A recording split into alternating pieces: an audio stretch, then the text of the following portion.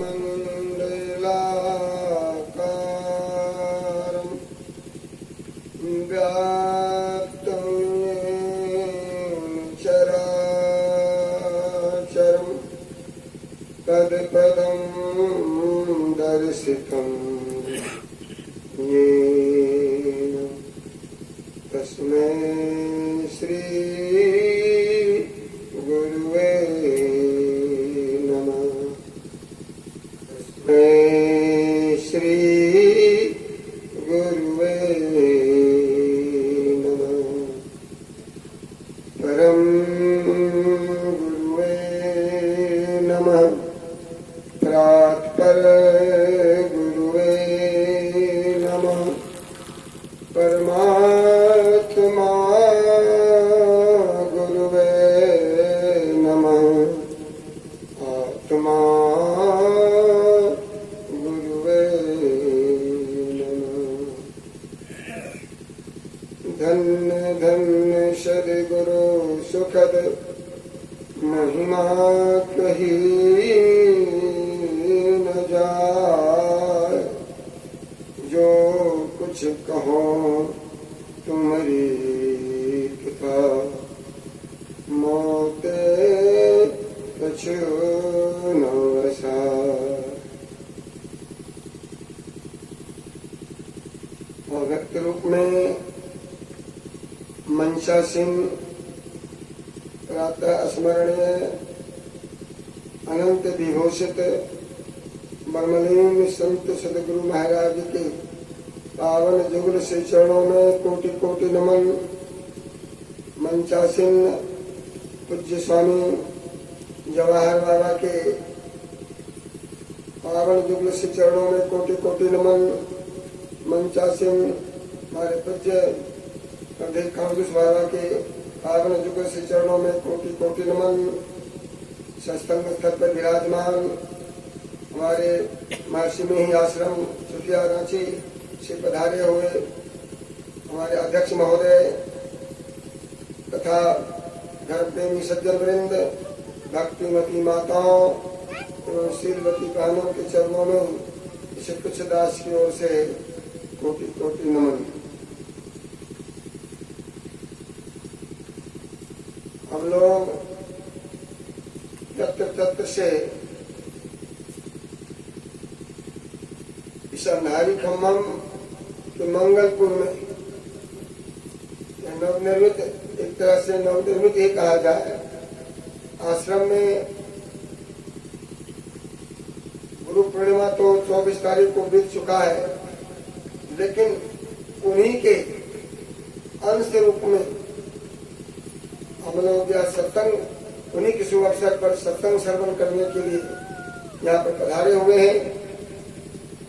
और जैसा कि हम लोगों ने भी सत्संग योग के प्रथम भाग में वेद मंत्र के द्वारा आयुर्वेद के अध्याय प्रथम मंत्र तीसरा को श्रवण किया।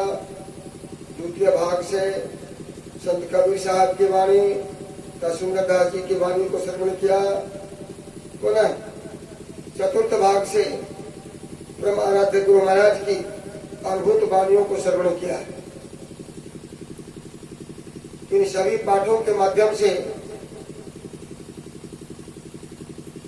आज का जो विशेष विषय है, चर्चा का विषय है गुरु की महिमा। संसार में खास करके मानव समुदाय के लिए, मानव के जीवन के लिए गुरु का क्या स्थान है, गुरु की क्या महिमा है, इसी विषय की चर्चा अभी हम लोगों ने पाठ के माध्यम से सुना है।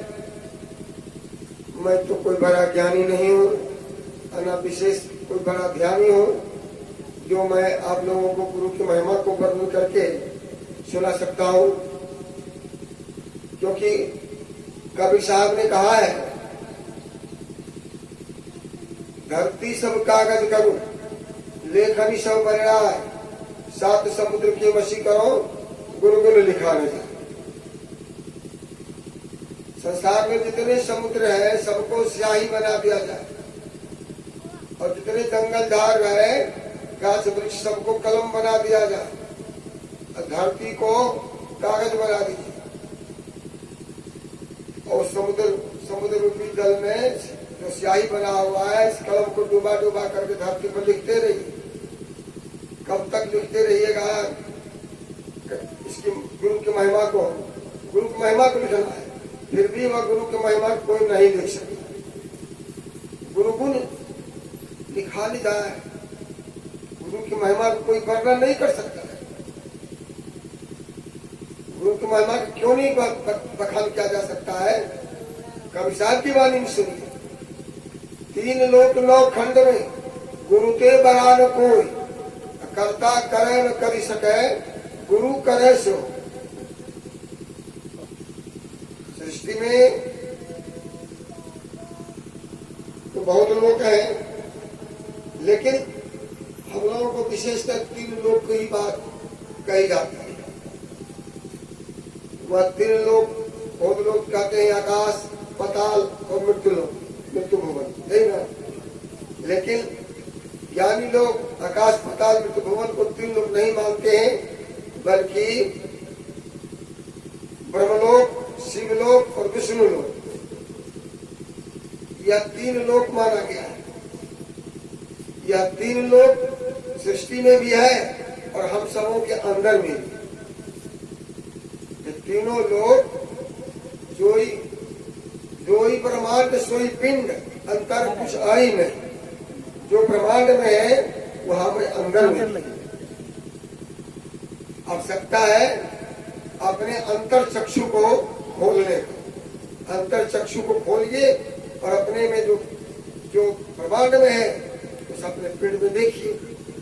यह किसकी महिमा से होगा? गुरु की महिमा से।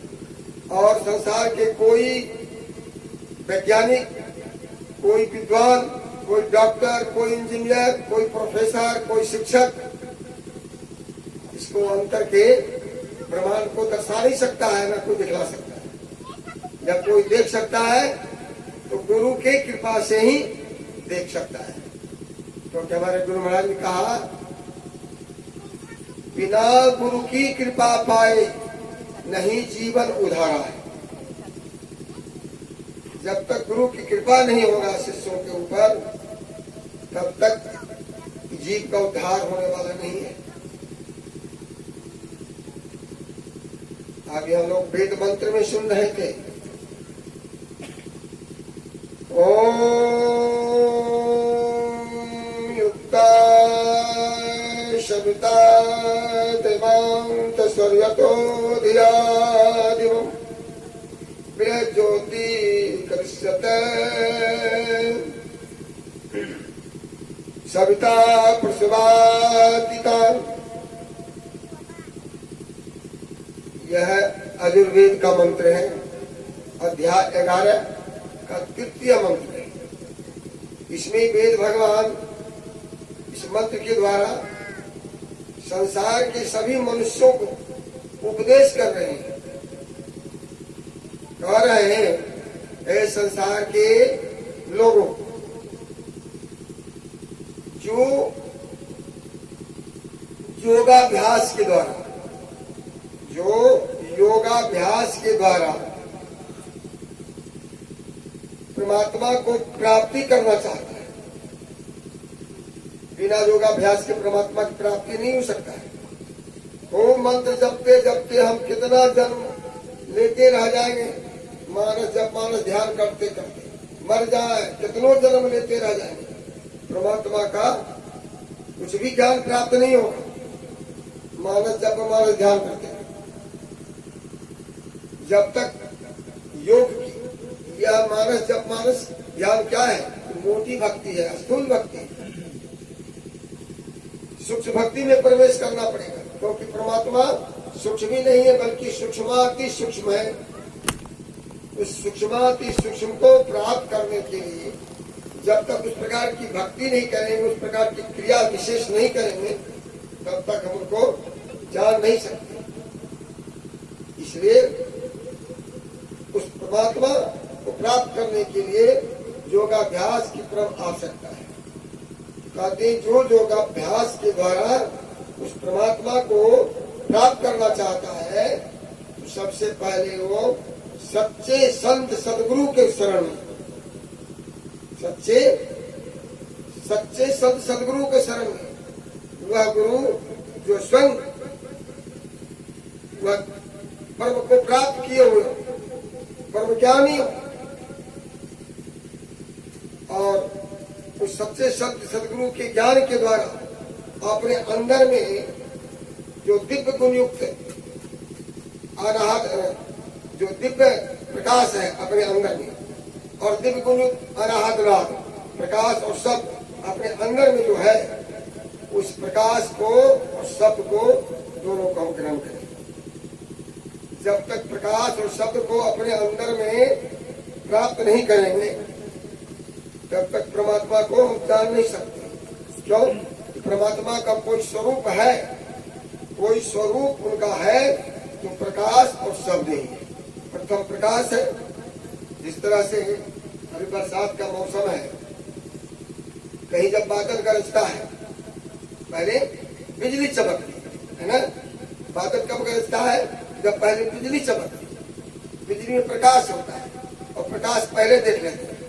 प्रकाश का दर्शन पहले होता है और गर्जन उसके पीछे होता है। ऐसा क्यों? ऐसा क्यों? इसका कारण है प्रकाश की गति जो है ना, प्रकाश आज कहीं चलता है 1 सेकेंड में 2.5 लाख किलोमीटर, 1 सेकेंड में 2.5 लाख किलोमीटर वह चलता है प्रकाश गति। और शब्द की गति 1132 फीट, मात्र 1 सेकेंड में 1132 फीट की गति है शब्द की गति। सोच लीजिए प्रकाश कितना पहले पहुंच जाएगा और शब्द कितना पीछे आएगा। वैज्ञानिक इस प्रकाश को देख करके शब्द की गति को पकड़ के बता देता है कितना समय के बाद शब्द का आएगा। जितना जल्दी में प्रकाश आवाज क्या हो गया? सही कीजिए आवाज। जितना तीव्र आवाज प्रकाश को होगा, जितना तीव्र गति प्रकाश को होगा, उसी तीव्र गति से ध्वनि भी होगा उसके पीछे, है ना। यह इसी कारण से सबसे पहले प्रकाश का दर्शन होता है। उसी प्रकाश में शब्द भी है, लेकिन शब्द उसके पीछे पीछे आता है। जब तक प्रकाश नहीं देखेंगे। सही कीजिए, नहीं हुआ है सही। हाँ, इसका दस मतलब सही कीजिए। किधर गया? सही कीजिए, मिक्सर से होगा। आप बोलिए। प्रकाश पहले दर्शन कीजिए और उसी प्रकाश में शब्द होता है। फिर जो वह शब्द क्या है? अनाहत शब्द है और ध्वन्यात्मक शब्द है, और वह अपने उन समूहों को लेकर के वह अपने में अवस्थित है। उस शब्द को पकड़ते हैं साधक, तब जाकर के परमात्मा की प्राप्ति का उनका रास्ता खुलता है। और ऐसा प्रकाश उस शब्द को दर्शाने वाले जो होते हैं वही सच्चे संत सदगुरु। और अभी सुन रहे थे तो वैसे सच्चे संत सदगुरु को प्राप्ति के हम लोग जितने साधक गुरु भक्त हैं वो परमात्मा से प्रार्थना करें कि हे परमात्मा, हे जगत पर सब करता ईश्वर, आप समय समय पर इस धराधाम पर ऐसे महापुरुषों को अवतरण करें, प्रकट करें, जिसके ज्ञान के द्वारा हम ये अज्ञानी प्राणी उस दिव्य गुण, दिव्य प्रकाश और दिव्य गुण युक्त अनाहत दोनों प्राप्त करके हम सुख स्वरूप परमात्मा को प्राप्त कर सकते। जब तक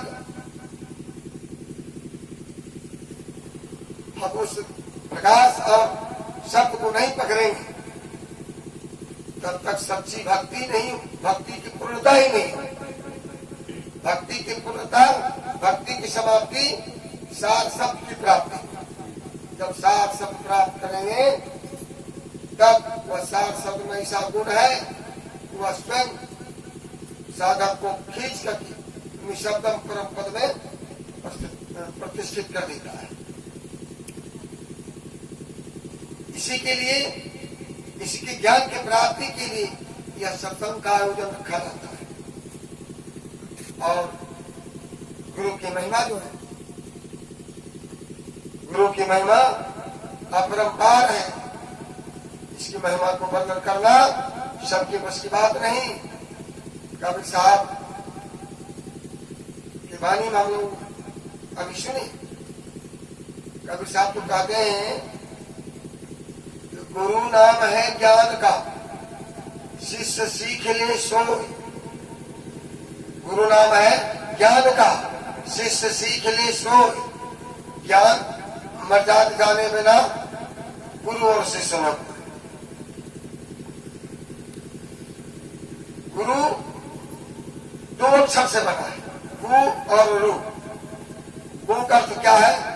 गुप्त भी होता है। गुरु का अर्थ गुप्त भी है और गु का अर्थ आपको गुप्त भी है।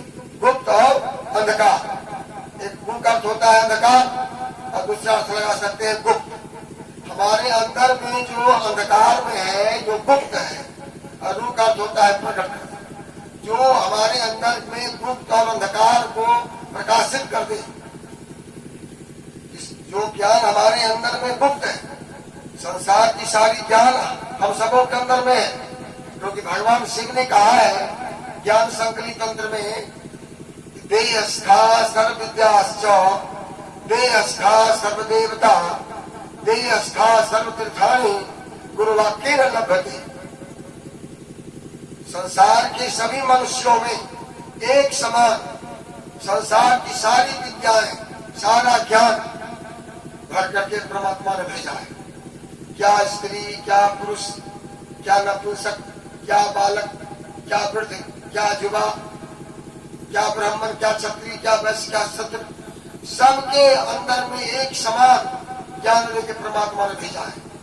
और असली देवता, देहस्था सर्व विद्यास्व, देहस्था सर्व देवता, सभी देवता, असली देवता हम सबों के अंदर में एक एक अंग अंग में सब देवता का निवास है। और जब देवता हमारे अंदर में है तो तीर्थ कहाँ होगा? तीर्थों, देवताओं का निवास तीर्थों में होता है। नकली तीर्थों में हम लोग जाते हैं किस लिए? देवी देवता को दर्शन करने के। तीर्थों में मट्टी का, पत्थर का, पीतल का, तांबा का, इसी सब का देवता भगवान मिलता है ना। असली देवता मिलता है किसी को? किसी को नहीं मिलता है। असली देवता जहाँ है वहाँ ढूंढता नहीं। असली देवता साथ में लिए फिर रहा है नकली के चक्कर।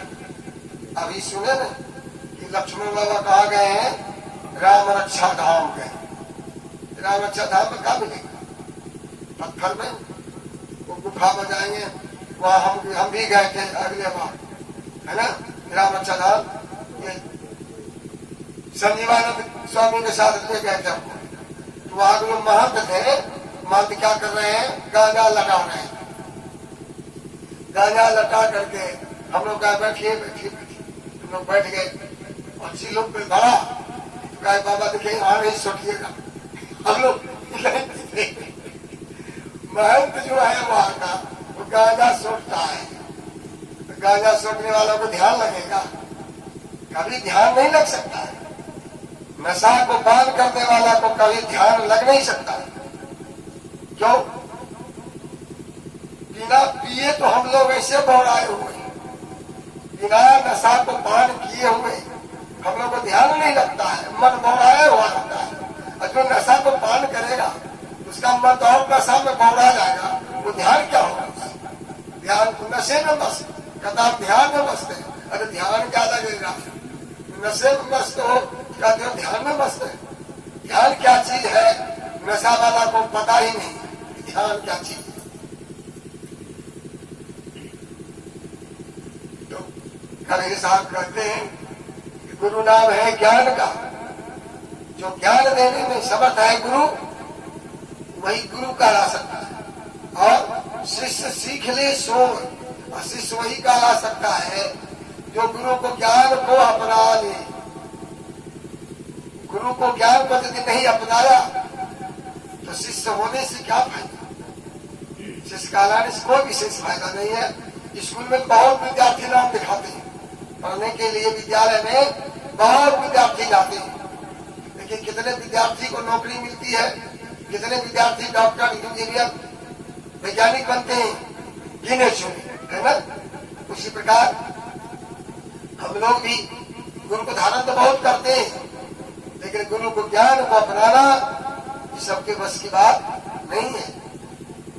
गुरु महाराज तो कहें यह ज्ञान उसी में ठहर सकता है, गुरु का ज्ञान वही अपना सकता है जो पंच पापों से बचेगा। जो पंच पाप, झूठ, चोरी, नशा, हिंसा, व्यभिचार, ये पंच पाप से बचेगा, वह खड विकार से बच जाएगा। खड विकार क्या है? काम, क्रोध, लोभ, मोह, ईर्ष्या, अहंकार, है ना, यही खड विकार है। ये 5 पाप के कारण ही खड विकार उत्पन्न होता है और पंच विषयों में फंसते हैं। पंच महापाप ये जो है, ये पंच महापाप के द्वारा पंच विषयों में जीव फंसता है और पंच विषयों में फंस करके खड विकार का शिकार होकर के कुछ भी संसार में नहीं प्राप्त कर सकता है, वह और आवागमन के चक्कर में चला जाता है। और आवागमन सब दुख दूजा है नहीं जग में कोई, इसके निवारण के लिए परमभक्ति करनी चाहिए।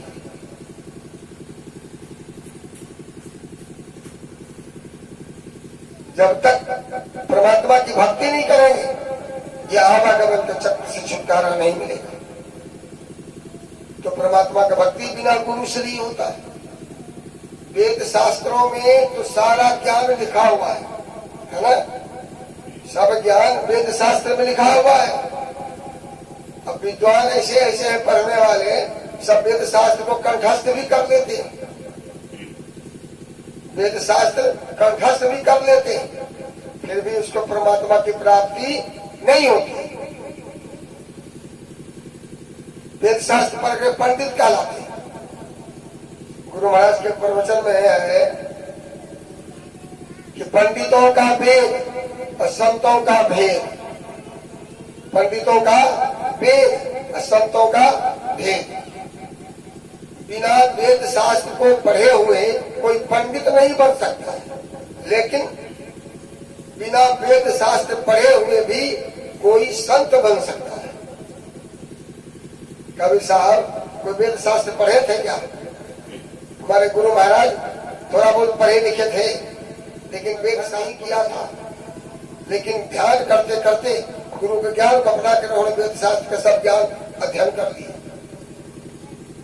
और उन्होंने वेद दर्शन जो गीता जो प्रकाश, रामचंद्र मानस सरस्वती, सब ग्रंथों को सार निकाल करके असार को छोड़ दिए और संसार सार को ग्रहण करके हम लोगों के सामने ला कर रख दिए। उस सार ज्ञान को हम लोग प्राप्त कर रहे हैं। ये गुरु महाराज ध्यान की महिमा, गुरु की ज्ञान की महिमा।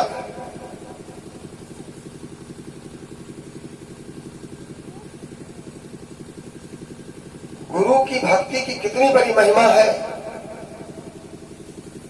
और यह जो गुरु पूर्णिमा है, ये गुरु पूर्णिमा कब से मनाया गया यह भी आप लोग को मालूम होगा। वेद व्यास, ये द्वापर युग में जो महाभारत की लड़ाई हुई थी ना, उसी काल को द्वापर युग कहा गया है। उसी काल में भगवान कृष्ण हुए। वेद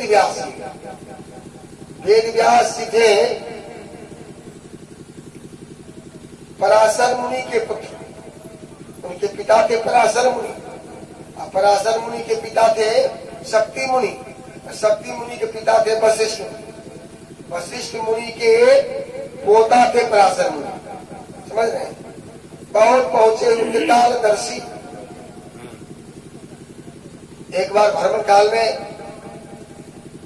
जा रहे थे तो उनको नदी पार करना था।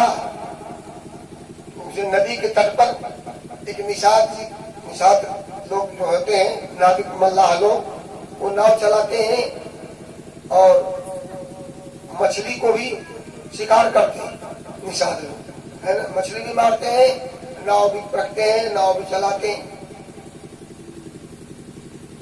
तो उसकी एक कन्या थी जिसका नाम था मत्स्यगंधा, उसको जोजन गंधा भी कहते हैं। वह मत्स्यगंधा की उत्पत्ति भी मछली से ही हुई। हालांकि निषाद राज की पुत्री उसकी अपनी जन्मदात्री पुत्री नहीं थी। एक कोई राजा का वीर अस्खलित हो गया था, उस वीर को दोना में रख करके और एक बात को दिया, जाओ मेरी पत्नी को दे आना। वो उपरीचर राजा था, उपरीचर राजा नाम का था, और वो शिकार करने गया, वहीं उनको मन थोड़ा विचलित हो गया, वीर अस्खलित हुआ। तो जो वीर को दोना में रख करके एक चील के माध्यम से उसको भेज दिया कि जाओ मेरे पत्नी को दिया। जब रास्ते में आकाश मार्ग से जा रहा था तो दूसरा कोई चील उसको देख लिया, है ना, कि कुछ ले जा रहा है खाने का सामान, आपस में लड़ने लगे। लड़ने क्रम में वह जो है दोना उसके मुंह से चोट से छूट गया और दोना गिर गया कहा, नदी में। नदी में गिरा तो उससे वीर गिर गया, उस वीर को मछली खा ली।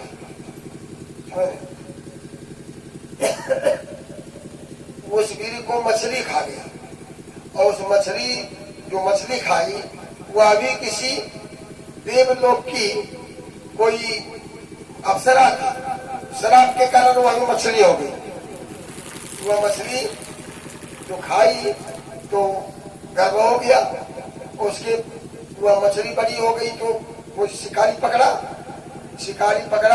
उसी राजा के राज्य में वह मछुआ जो है उस मछली को जब पेट फाड़ा उससे 2 संतान मिला, उससे 2 बालक मिला, एक राजा, एक लड़का, एक लड़की। तो लड़की को दे दिया यही निषाद राज के पास, है ना, और लड़का जो हुआ वो लड़का राजा अपने पास रख लिया। वही लड़का मत्स्य देश का राजा है, मत्स्य राज उसको कहा गया, वो राजा बना। वही लड़की मत्स्यगंधा के शरीर से मछली का गंध निकलता था, और वह लगभग युवती होने चली थी, है ना। वह तट पर बैठी हुई थी, पिता को भोजन लाई थी, भोजन उसे पिता भोजन करते। तो पराशर मुनि ने कहा कि मुझे पार उतरना है, मुझे पार उतार दो। तो कहा कि मैं तो ही भोजन कर रहा हूँ। अपनी कन्या को कहा, मत्स्यगंधा को, कि बेटी इसको, ये महात्मा जी को जरा पार उतार दो। तो चूंकि मल्लाह की कन्या थी, नाव चलाना जानती थी, कहा ठीक है बैठिए, चला पार कर देंगे। जैसे नाव पर बैठे, अब देखिए समय को कैसा प्रभाव होता है।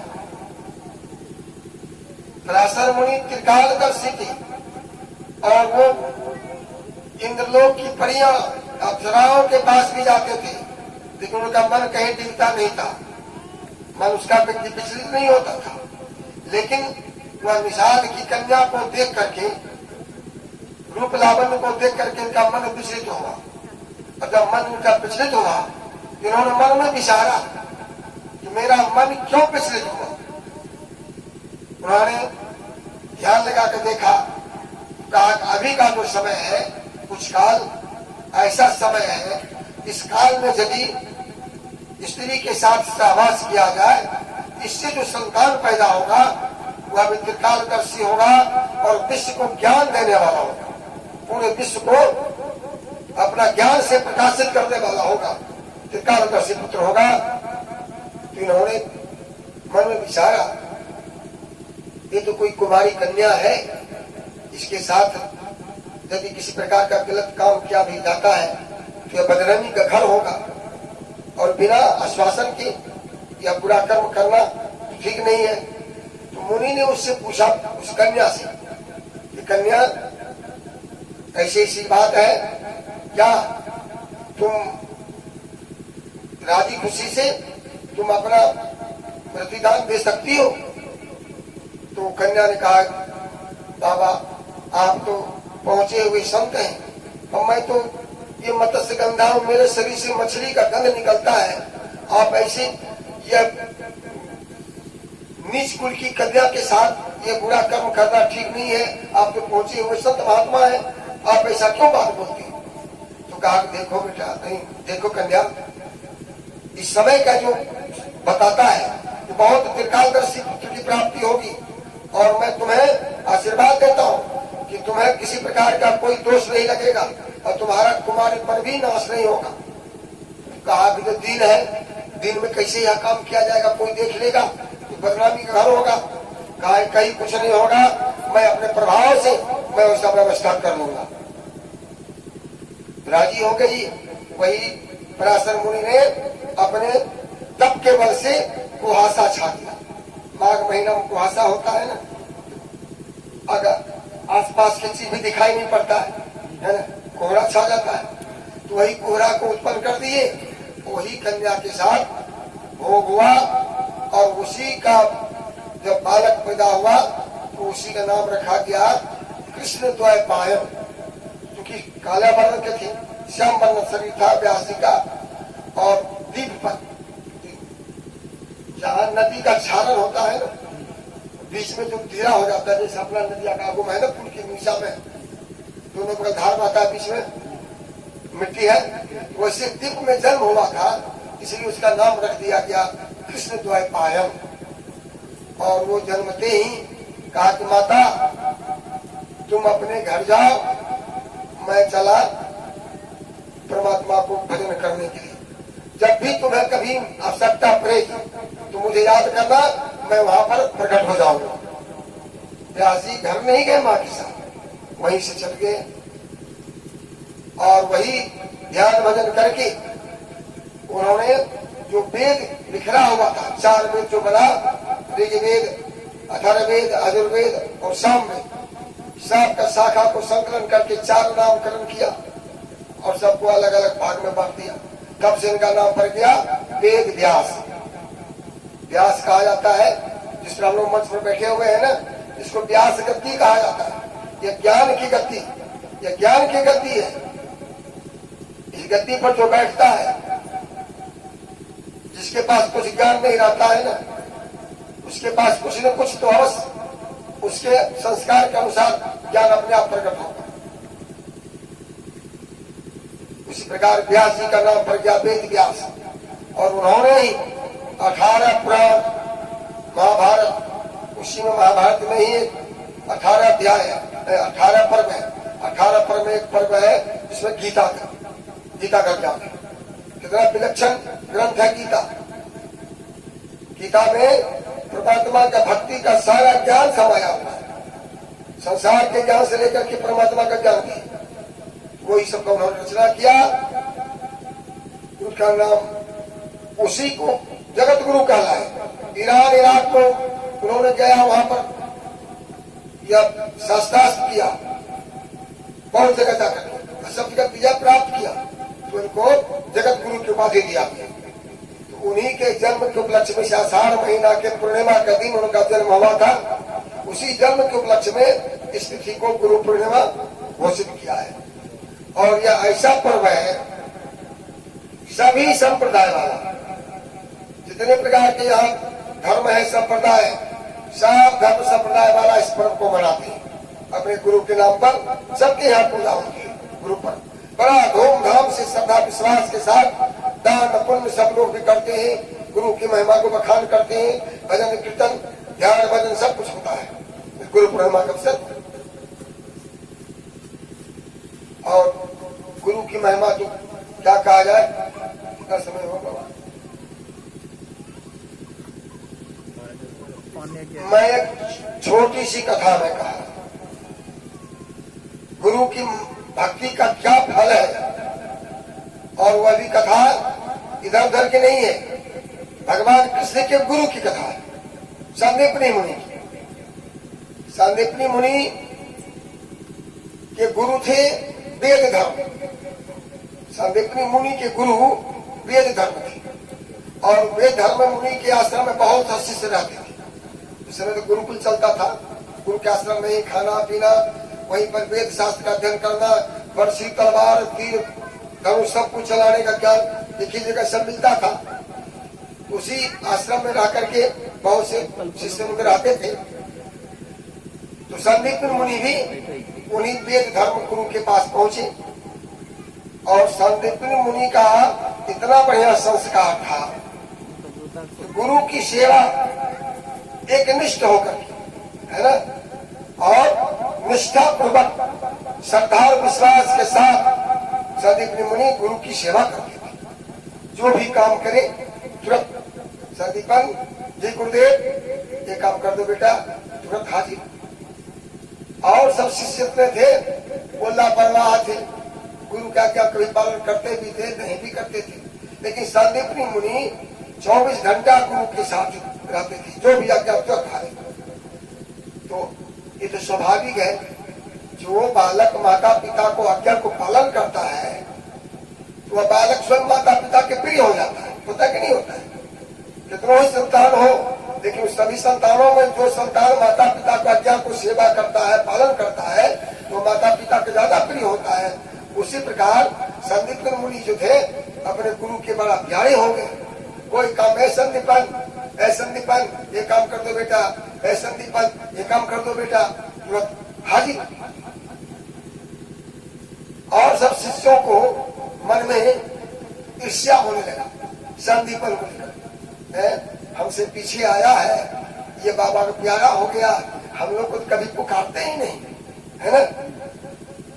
मन में कुछ भावना दूसरे प्रकार का हो गया। ये तो गुरु थे त्रिकालदर्शी, ये मन में सोच लिए हमारे शिष्यों में तो भेदभाव हो गया है, हो न हो संदीपन को ऊपर कभी कुछ दुर्घटना कर दे। तो मुनि ने क्या किया, सब शिष्यों को बुलाया और बैठा करके कहा कि देखो शिष्यों, मेरा प्रारब्ध जो था पूर्व जन्मों में मुझसे इतना बुरा कर्म हुआ था जिसके कारण मैं अगले सप्ताह में मेरे शरीर में कोढ़ हो जाएगा, मेरे शरीर में कोढ़ फूट जाएगा, खून पीप मवाद गंध निकलेगा, है ना। मैं चल फिर भी नहीं सकूंगा, मल मूत्र को विसर्जन भी करने के लिए मैं बाहर नहीं जा सकूंगा, है ना। और मैं यहाँ नहीं रहूंगा। मेरा विचार है मैं काशी के तट पर, गंगा के तट पर जाऊंगा, गंगा को सेवन करूंगा और उसी काशी के तट पर मैं अपना वहीं पर रह करके अपना जीवन अर्पण वहीं करूंगा, है ना। यदि कोई शिष्य मेरी सेवा करना चाहते हो, यदि कोई शिष्य मेरा सेवा करना चाहते हो, मेरे खून को मवाद को पीप को मलमूत्र को कोई साफ कर करके मुझे नहला करके मुझे भोजन करा करके संतुष्ट कर सको तो मेरे साथ चलने के लिए तैयार हो जाओ। कौन शिष्य मेरे साथ चलने के लिए तैयार हो, बोलो।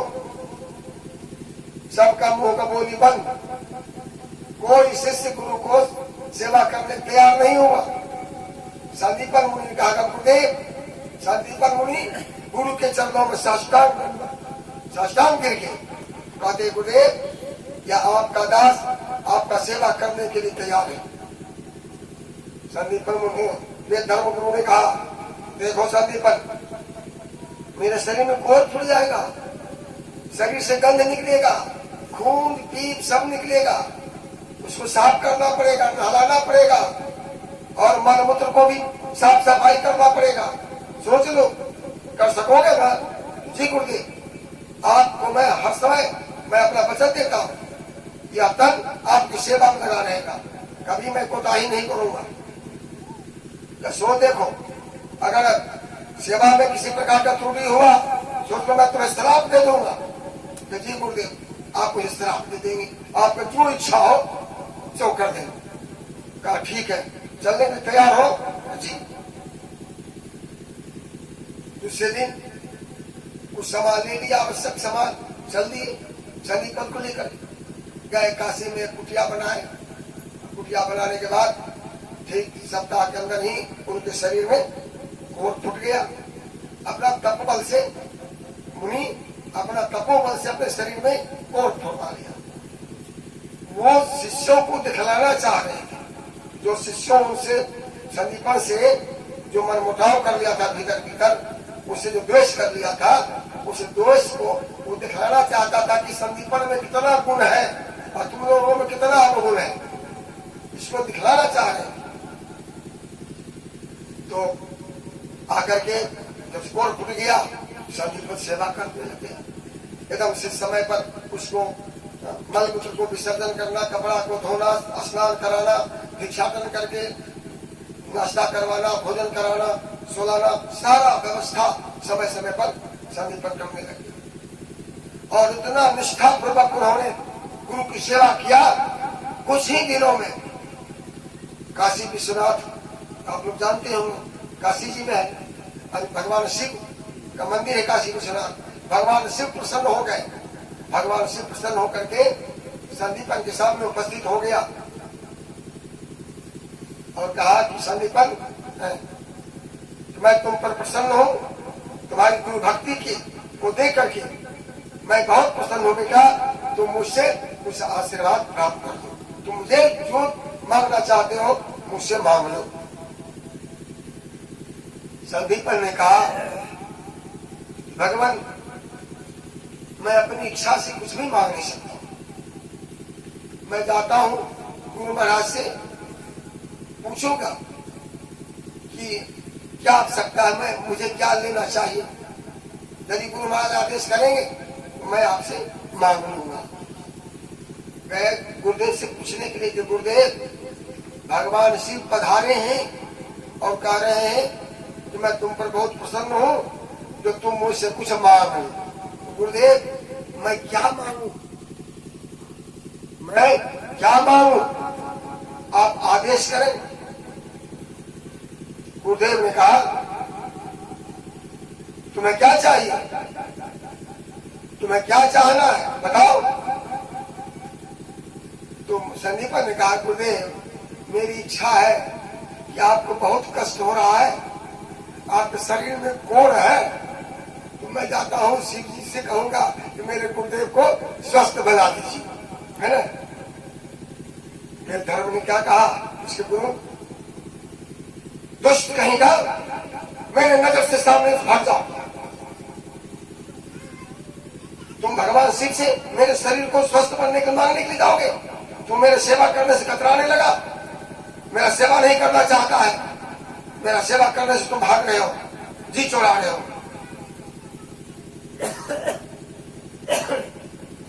मेरे सामने से निकल जाओ, तुम सेवा नहीं करना चाहते हो, जाओ। तुम काहे से मांगने की जाओगे, तुम भिखारी हो। संदीपन गुरु के चरणों में गिर गया कि नहीं गुरुदेव मैं ऐसा नहीं मांगूंगा, आप मैं जाता हूं उनसे कहूंगा मुझे कुछ नहीं चाहिए, मैं आपका सेवा करूंगा गुरुदेव और मुझे कुछ नहीं चाहिए, तो जाओ। संदीपन मुनि आए और भगवान शिव कहते हैं कि भगवान आप लौट के चले जाए, मुझे कुछ नहीं चाहिए, मुझे तो एकमात्र गुरु की भक्ति ही सब कुछ है और मुझे कुछ नहीं चाहिए। भगवान शिव कहते नहीं जी, मैं बिना मांगे मैं जहां जाता हूं बिना कुछ दिए वापस नहीं जाऊंगा। संदीप ने कहा मुझे लेना ही नहीं, तब जबरदस्ती देंगे, मुझे कुछ नहीं लेना, आप लौट के चले जाओ। भगवान शिव लौट के चले गए और निष्ठा पूर्वक और मनोयोग पूर्वक गुरु की सेवा करना। बुलाइए यहाँ बैठने को लिए उसको, और मनोयोग पूर्वक गुरु की सेवा करने लगे। बैठा वहाँ जाके और जब सेवा करते करते कुछ ही दिन के बाद देखते हैं कि भगवान विष्णु और लक्ष्मी जी दोनों वहाँ हंस पर सवार होकर, गरुड़ पर सवार होकर वहाँ हाजिर हो गए और संदीपन को कहते हैं कि बेटा तुम्हारी गुरु भक्ति को देखकर मैं अति प्रसन्न हूँ। तुम्हारे ऐसा गुरु भक्ति करने वाला आज तक मैंने किसी शिष्य को नहीं देखा। मैं तुम पर बहुत प्रसन्न हूँ। तुम जो कुछ मांगना चाहते हो बेटा तुम मुझसे मांगो। मुझे तुम जाओ, तुमको जो मांग रहा यहाँ मांगो। पे बैठिए, जितना सतीपा ने बैठे कहा, यहाँ बैठिए। भगवान आप माता लक्ष्मी के साथ यहाँ पधारे, आपका दर्शन हो गया, यही मेरे लिए बहुत बहुत कुछ है, मुझे कुछ नहीं चाहिए। कि नहीं नहीं, ऐसा कभी नहीं हो सकता, मैं अवश्य कुछ दूंगा, तुम मुझसे मांग लो।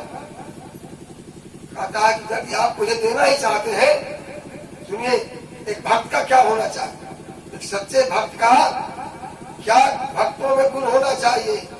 क्या मांगता है शिष्य कि भगवान यदि आप मुझ पर प्रसन्न है, आप मुझे अपनी गुरु की अनंत भक्ति, गुरु की अनंत भक्ति, श्रद्धायुक्त भक्ति, प्रेम भक्ति, अनपायनी भक्ति, यह मुझे दे दीजिए और मुझे कुछ नहीं चाहिए। संदीप ने कहा, अपनी अनपायनी भक्ति, गुरु की अनपायनी भक्ति मुझे प्राप्त हो जाए और मुझे कुछ नहीं चाहिए भगवान, और मुझे कुछ नहीं चाहिए।